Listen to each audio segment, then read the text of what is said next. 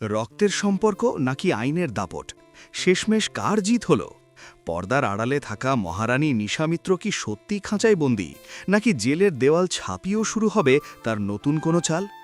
একদিকে দিদির অপরাধের সাম্রাজ্য, অন্যদিকে বোন উজির সাইবার ক্রাইম অফিসার হওয়ার শপথ। গল্পের মোড় কি এবার সম্পূর্ণ ঘুরে যাবে? নিশার এই জেলযাত্রা কি এক নতুন ধ্বংসের শুরু, নাকি উজির হাত ধরে আসবে কোনো বড়সড় চমক? নিশার ভাগ্যে ঠিক কী আছে জানতে হলে চোখ রাখুন পরবর্তী পর্বে। অপরাধের জন্য শেষমেশ জেল হয়ে গেল নিশার। সম্পূর্ণ জানতে হলে দেখতে থাকো। গল্পের শুরুতেই দেখা যায় বারবার করে জিত বসু নিশাকে বলতে থাকে, সত্যিটা আপনি স্বীকার করুন, সেক্ষেত্রে আপনার শাস্তি কিছুটা হলেও কম হতে পারে। আপনি বুঝতে পারছেন আমি ঠিক কী কথা বলেছি? আপনি যে মহারানী, আপনি বলে ফেলুন সবার সামনে। নিশা বলে, আমি মহারানী নই, আমি এটা কেন স্বীকার করতে যাব? আমি যদি মহারানী হতাম তাহলে অবশ্যই সেটা স্বীকার করতাম, কিন্তু আমি এটা কোনোভাবেই স্বীকার করব না যে আমি মহারানী।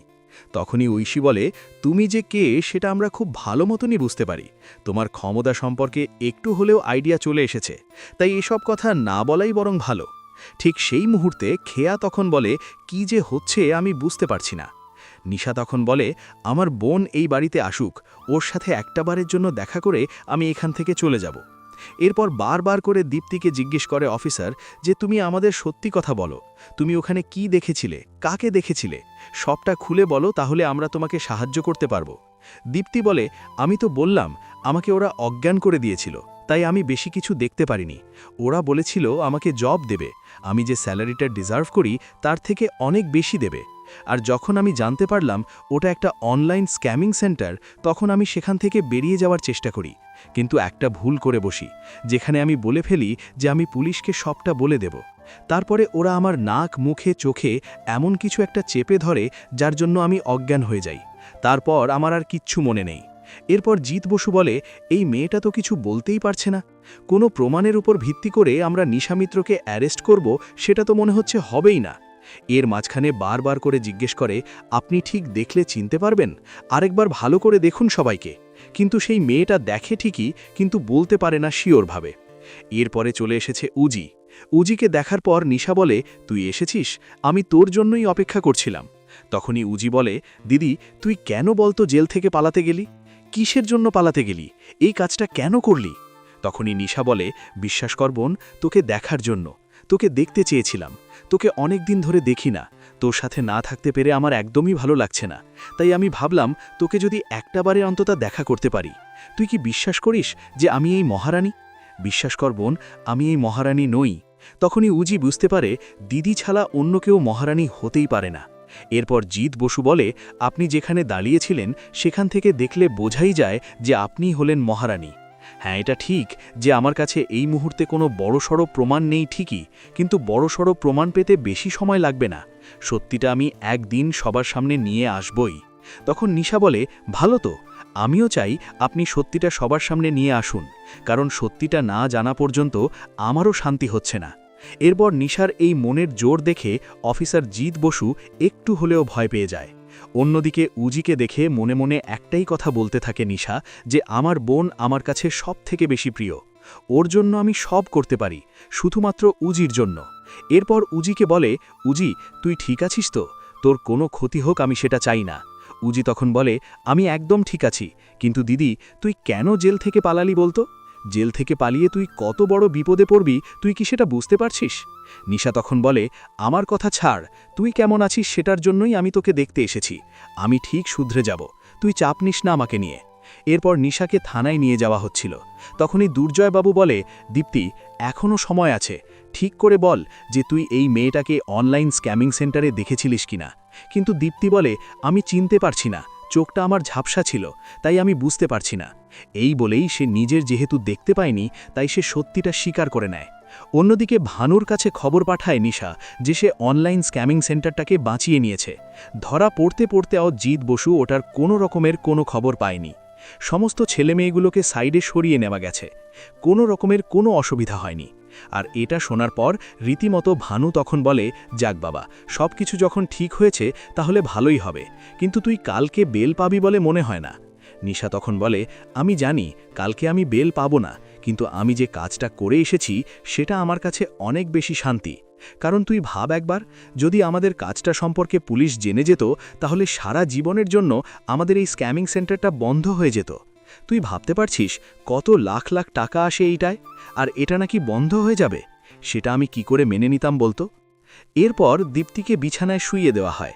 তখনই চলে এসেছে শঙ্খ আর বলে, দীপ্তি শোনো, তোমাকে আমি একটা কথা বলি, তুমি পুলিশের কাছে স্বীকার করবে যে তুমি মহারানী হিসাবে ওই নিশা মিত্রকেই দেখেছিলে, কেমন? তখন দীপ্তি বলে, কিন্তু নিশাদি যদি সত্যি সত্যি কোনো অন্যায় করে না থাকে তাহলে নিশাদির নাম বললে তো নিশাদি ফেসে যেতে পারে। আমি কেন নিশাদির নামটা বলতে যাব?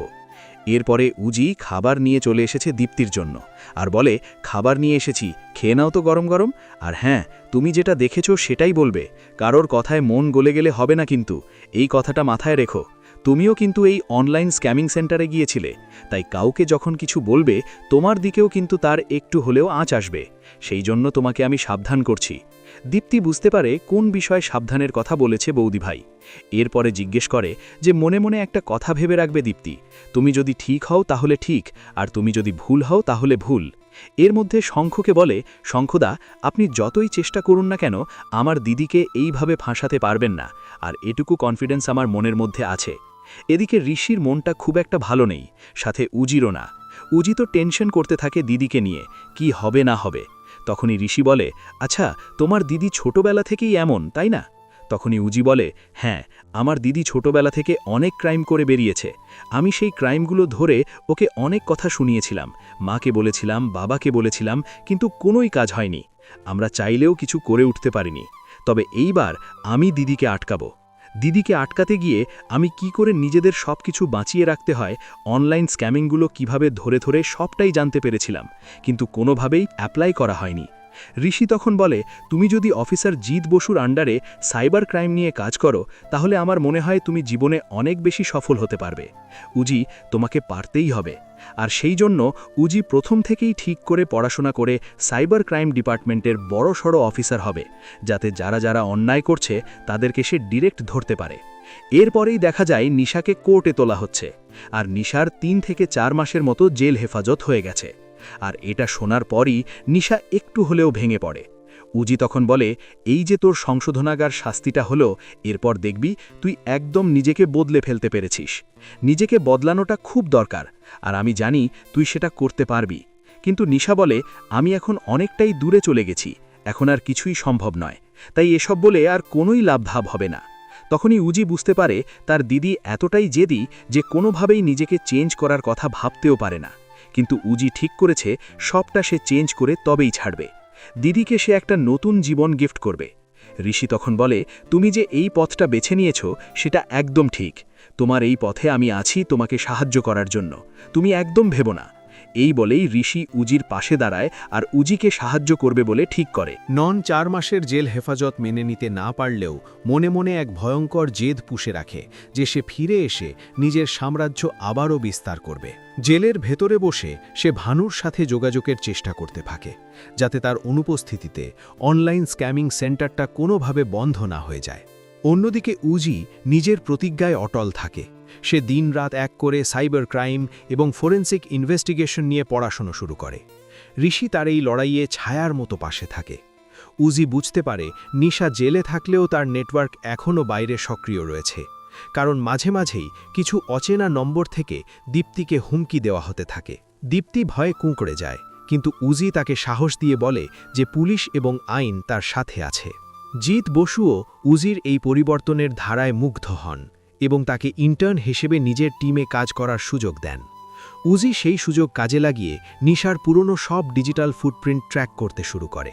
সে জানতে পারে নিশা শুধুমাত্র একজন মহারানী নয়, সে আসলে একটি আন্তর্জাতিক বড় চক্রের গুরুত্বপূর্ণ ঘুঁটি, যার শিকড় অনেক গভীরে ছড়িয়ে আছে। জেল থেকে নিশা মাঝে মাঝে উজিকে আবেগপ্রবণ করে বশ করার চেষ্টা করে, কিন্তু উজি এখন আর সেই আগের ছোট বোন নয় যে দিদির অপরাধকে ভালোবাসার টানে ক্ষমা করে দেবে।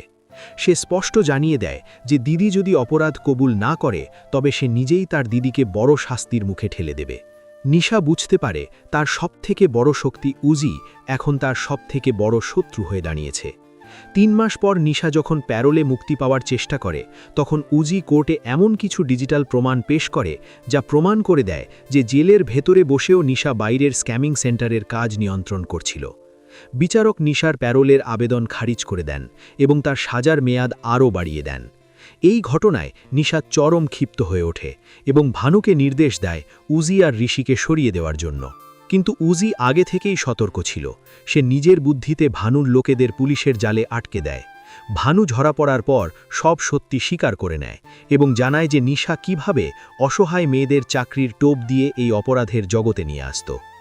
দীপ্তিও শেষ পর্যন্ত সাহস সঞ্চয় করে আদালতে জবানবন্দি দেয় যে নিশা মিত্রই তাকে আটকে রেখেছিল এবং সেই আসল মহারানী। চারদিকের চাপে নিশার অহংকার চুরমার হয়ে যায় এবং সে মানসিকভাবে ভেঙে পড়ে।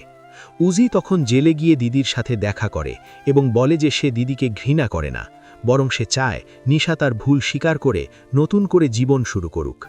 নিশা অবশেষে বুঝতে পারে যে ক্ষমতার নেশায় সে তার সবথেকে প্রিয় মানুষকে হারিয়ে ফেলেছে। সে কান্নায় ভেঙে পড়ে এবং নিজের সব অপরাধ স্বীকার করে নেয়। উজি সাইবার ক্রাইম ডিপার্টমেন্টের একজন সফল অফিসার হিসেবে নিজের কেরিয়ার শুরু করে, আর ঋষি তার হাত ধরে তাকে এগিয়ে নিয়ে যায়। অন্ধকারের পথ ছেড়ে নিশা দীর্ঘমেয়াদী জেল খাটার পর যখন একদিন বেরিয়ে আসবে, তখন সে এক নতুন পৃথিবীর দেখা পাবে, যেখানে উজি তাকে এক সুন্দর জীবন উপহার দেওয়ার জন্য অপেক্ষা করে থাকবে। এভাবেই অপরাধের বিনাশ ঘটে এবং সত্যের জয় হয়, যা উজির লড়াইয়ের মাধ্যমে পূর্ণতা পায়।